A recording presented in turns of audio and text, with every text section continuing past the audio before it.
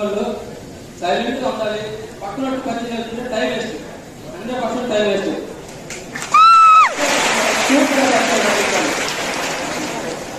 ఒక అబ్బాయికి అయితే ఒక అబ్బాయి 10 మంది ఫ్రెండ్స్ ఉన్నారనుకో, ఎంత టైం వేస్ట్ అవుతుందో, ఒక అమ్మాయి పరిచయం అయితే అంత టైం వేస్ట్ అవుతుంది.